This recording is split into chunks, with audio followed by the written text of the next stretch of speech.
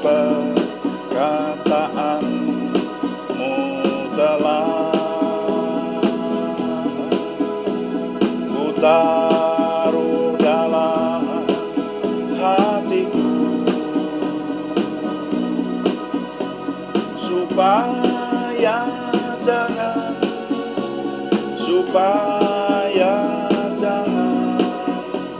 aku berdosa padamu. Maka perkataanmu telah ku taruh dalam hatiku, supaya jangan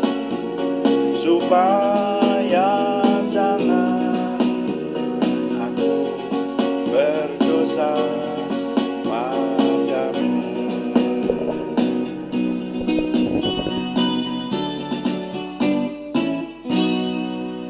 Bapa, kami mengucap syukur untuk doa malam hari ini.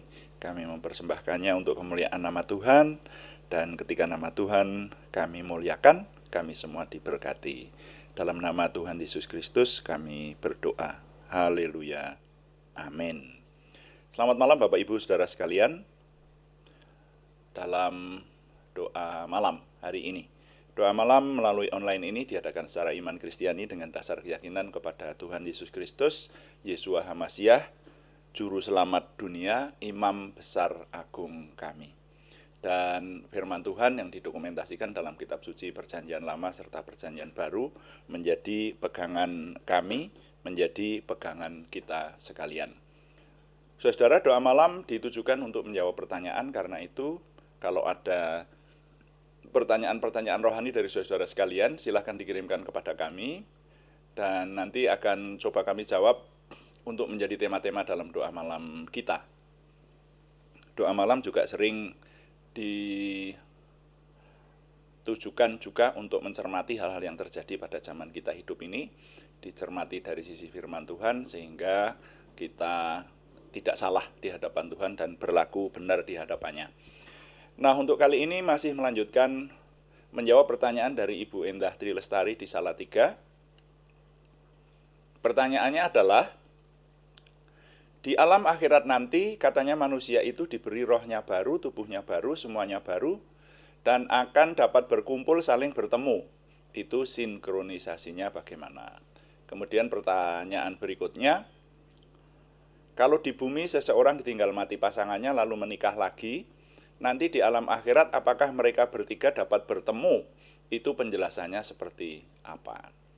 Nah, judul renungan malam hari ini adalah Suasana Akhirat bagian ke-13. Jadi sudah ke-13 kali kami menjawab pertanyaan dari Ibu Endah Tri Lestari, masing-masing bagiannya mendapatkan hal-hal yang menjelaskan satu poin mengenai suasana akhirat, ya. Nah, judul sekarang ini Suasana Akhirat yang ke-13, subjudulnya ada makanan, saudara. Jadi di akhirat diperkirakan ada makanan, namanya saja perkiraan. Yang lalu dari mencermati firman Tuhan sudah kita dapati antara lain, satu, bahwa akhirat adalah alam atau tempat di mana semua roh manusia nanti akan kembali ke sana. Itu nomor satu. Lalu yang kedua, alam akhirat yang disebut surga adalah alam atau tempat yang diingini banyak orang. Yang ketiga adalah suatu alam atau tempat asing dan baru yang tidak pernah timbul dalam hati manusia. Yang keempat, bahwa ternyata di akhirat ada dua tempat, yaitu tempat kebahagiaan atau surga dan tempat hukuman kekal atau neraka. Yang kelima, kita jumpai bahwa surga dijelaskan adalah tempat kesukacitaan atau tempat kebahagiaan. Kemudian yang keenam, pada zaman akhir, di akhirat orang-orang benar akan dibangkitkan dengan tubuh yang baru. Nah, yang ketujuh, Di alam akhirat tidak ada perkawinan, orang tidak kawin dan tidak dikawinkan. Yang kedelapan, kita dapat dari pengajaran Tuhan Yesus bahwa di alam akhirat manusia masih tetap saling mengenal, saudara. Ya. Kemudian yang kesembilan, di alam akhirat nanti orang tidak dapat berpindah tempat antara surga, neraka, dan dunia. Orang yang sudah di surga ya di surga terus, tidak bisa pindah neraka, dan dari sebaliknya dari neraka tidak bisa berpindah ke surga, juga tidak bisa kembali ke dunia lalu kembali ke akhirat lagi, tidak bisa seperti itu. Kemudian yang ke-10, kita dapati dari firman Tuhan bahwa di kerajaan surga ada upah besar. Disebutkan ada upah besar, dengan demikian dimungkinkan ada upah kecil seperti itu. Lalu yang berikutnya yang ke-11, kita dapati sesuai dengan penjelasan firman Tuhan, di kerajaan surga nanti ada yang disebut terbesar dan ada yang disebut paling kecil. Ini dimungkinkan bukan besar kecilnya tubuh, tetapi tafsiran saya kemungkinan adalah masalah kedudukan atau posisi. Ya. Kemudian yang ke-12, yang terakhir, kemarin kita cermati bahwa di kerajaan surga itu kegiatan yang jelas disebutkan adalah menyembah Tuhan. Kemungkinan ini adalah kegiatan utama. Nah, saudara, kenapa saya selalu mengulang-ulang hal-hal yang sudah lalu ini? Karena nanti video ini terpotong-potong ya, per bagian. Ada juga mungkin yang hanya menjumpai lalu membuka di bagian suasana akhirat bagian ke-12 ini misalnya, ke-13 ini. Nah, sehingga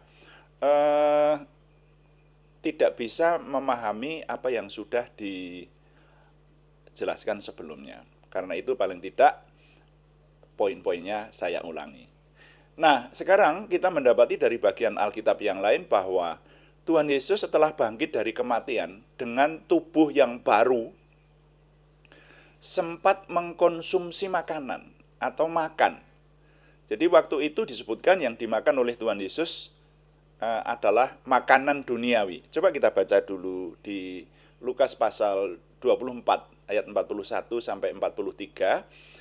Di sana mengisahkan para murid itu sedang berkumpul dengan pintu-pintu yang terkunci. Lalu tiba-tiba, ini sesudah Tuhan Yesus bangkit dari kematian ya. Tiba-tiba Tuhan Yesus sudah berada di tengah-tengah mereka. Nah, karena mereka itu ragu-ragu, ini Yesus atau hantu gitu. Maka kemudian Tuhan Yesus meminta makanan. Lalu diberikan makanan. Kita baca di sini. Lukas pasal 24 ayat 41 sampai 43. Dan ketika mereka belum percaya karena girangnya dan masih heran, berkatalah ia, Yesus, kepada mereka, "Adakah padamu makanan di sini?" Lalu mereka memberikan kepadanya sepotong ikan goreng. Ia mengambilnya dan memakannya di depan mata mereka. Nanti kalau kita membaca ayat-ayat sesudahnya, maka Tuhan menyatakan, ini sekarang aku makan, gitu loh, dalam bahasa saya. Hantu tidak bisa makan seperti ini. Sekarang kamu percaya, aku sendiri yang datang. Nah, dalam peristiwa ini faktanya adalah bahwa Tuhan Yesus sudah dengan tubuh yang bangkit dari kematian. Tubuh baru yang faktanya tidak dapat dibatasi oleh ruang dan waktu. Ya.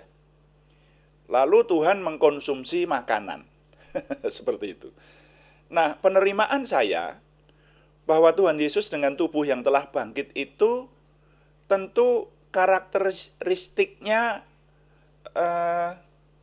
sudah dengan karakteristik tubuh baru. Dan tafsiran saya, tubuh yang baru itu sama dengan tubuh baru bagi orang-orang benar yang besok akan dibangkitkan. Ini tafsiran sih, ya. Nah, besok pada zaman akhir akan diberikan kepada orang-orang benar tubuh baru, dibangkitkan. Lihat di suasana akhirat yang ke-6, dulu kita sudah mencermati dengan rinci di sana. Nah, Tuhan Yesus yang sudah bangkit dari kematian itu, sekali lagi, faktanya tidak dapat dibatasi oleh ruang dan waktu. Buktinya adalah kisah ketika Tuhan Yesus menemui murid-muridnya. Itu coba saya baca di Yohanes pasal 20 ayat 19 dan ayat 26. Yohanes pasal 20, Injil Yohanes pasal 20 ayat 19. Ketika hari sudah malam pada hari pertama minggu itu, berkumpullah murid-murid Yesus di suatu tempat dengan pintu-pintu yang terkunci, karena mereka takut kepada orang-orang Yahudi. Pada waktu itu datanglah Yesus dan berdiri di tengah-tengah mereka dan berkata, damai sejahtera bagi kamu. Gitu. Jadi pintu yang terkunci sudah tidak bisa menghalangi tubuh baru, tubuh kemuliaan yang ada pada Tuhan Yesus. Lalu yang berikutnya, Yohanes pasal 20 ayat 26. 8 hari kemudian murid-murid Yesus berada kembali dalam rumah itu, dan Thomas bersama-sama dengan mereka, sementara pintu-pintu terkunci. Yesus datang dan ia berdiri di tengah-tengah mereka dan berkata, damai sejahtera bagimu. Nah, dalam dua bagian Alkitab yang kita baca di atas, itu dinyatakan bahwa rumah itu pintu-pintunya terkunci karena mereka takut kepada orang Yahudi. Orang Yahudi sudah membunuh Tuhan Yesus, menyalibkan. Maka ketika Tuhan Yesus sudah bangkit, murid-murid itu sering berkumpul, tapi sembunyi-sembunyi begitu. Pintu-pintunya dikunci. Tapi Tuhan Yesus tiba-tiba datang di tengah-tengah mereka. Ini di Injil Yohanes saja dinyatakan 2 kali seperti itu. Nah, sejarah ini menyatakan bahwa tubuh Tuhan Yesus ketika sudah dibangkitkan itu adalah tubuh yang tidak bisa dibatasi oleh ruang dan waktu. Ya, ketika pintu-pintu terkunci, Tuhan Yesus sudah bisa masuk. Saya menyebut tubuh Tuhan Yesus yang telah bangkit itu dengan istilah saya tubuh kebangkitan atau tubuh kemuliaan. Tubuh kebangkitan.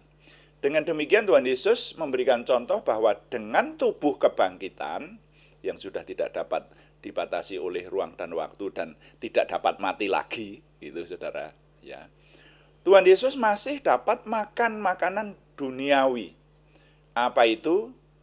Disebutkan tadi sepotong ikan goreng, gitu.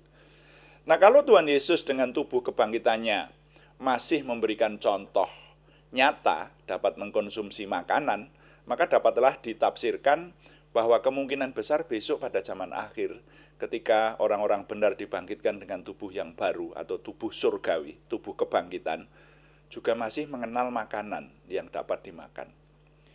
Nah, kita hanya dapat menafsirkannya, saudara. Ya, yang namanya tafsiran itu satu orang dengan orang yang lain, lah ahli Alkitab satu dengan yang lain bisa berbeda penafsirannya. Saya menafsirkannya kemungkinan besok masih ada. Jadi berdasarkan fakta yang kita jumpai dalam sejarah suci ini. Nah, kita tidak dapat melanjutkan penafsiran ini, apakah di kerajaan surga juga disediakan kamar kecil untuk BAB dan sebagainya. Itu nanti masih perlu penafsiran lebih rinci, ya. Tapi faktanya adalah dengan tubuh kebangkitan Tuhan Yesus makan. Jadi saya hanya bisa menyampaikan kemungkinan di zaman akhir nanti orang masih menikmati makanan. Kemungkinan makanannya disediakan oleh Tuhan, makanan surgawi, saya tidak tahu, ya. Tapi faktanya seperti itu. Nah, dengan demikian dipersilahkan kepada kita masing-masing, ya, untuk menafsirkannya. Tapi saya menafsirkan kemungkinan masih ada makanan gitu di surga. Jadi nilai yang dapat saya ketengahkan, penafsiran di alam akhirat besok ada makanan. Meskipun hal ini masih perlu penelitian lanjutan yang lebih rinci. Seperti itu aja kesimpulannya, ya. Penafsiran di alam akhirat besok ada makanan. Meskipun hal ini masih perlu penelitian lanjut yang lebih rinci. Tuhan dipuji, amin. Mari kita mengakhiri dengan melayani Tuhan dengan doa, dan kita berdoa sesuai yang Tuhan ajarkan. Tuhan, berkatilah kami dengan berlimpah-limpah, perbuatlah sesuatu yang besar dalam hidup kami, dan itu jelas berasal daripada-Mu. Tambahkanlah pengaruh dan kesempatan kami bagimu, Berikanlah kami suatu perasaan akan hadirat-Mu dan petunjuk-Mu senantiasa. Jagai dan lindungilah kami, supaya tidak jatuh dalam perangkap setan. Dalam nama Tuhan Yesus Kristus kami berdoa. Amin. Demikian doa malam hari ini, saudara-saudara sekalian. Dan kami terus memberitahukan bahwa doa malam diadakan setiap hari Senin sampai Sabtu pada jam 6 malam atau jam 18 waktu Indonesia Barat. Ada juga doa pagi yang diadakan setiap hari pada hari-hari yang sama. Jam 5 pagi, hanya temanya berbeda. Yang doa pagi itu meneliti seluruh isi Alkitab sambil merenungkannya, puji Tuhan. Sedangkan yang doa malam itu ditujukan terutama untuk menjawab pertanyaan dan mengkritisi hal-hal yang terjadi pada zaman kita ini. Terima kasih kepada semua yang setia mengikuti dan juga terima kasih kepada semua yang sudah mengirimkan dukungan. Kami tetap mengharapkan dukungan Anda, setidaknya dukungan doa. Dan terima kasih yang belum berikan subscribe, berkenan berikan subscribe, like, komen, dan share, bagikan kepada teman-teman lain sehingga lebih banyak lagi yang diberkati bersama dengan kita. Selamat malam, Tuhan memberkati. Amin.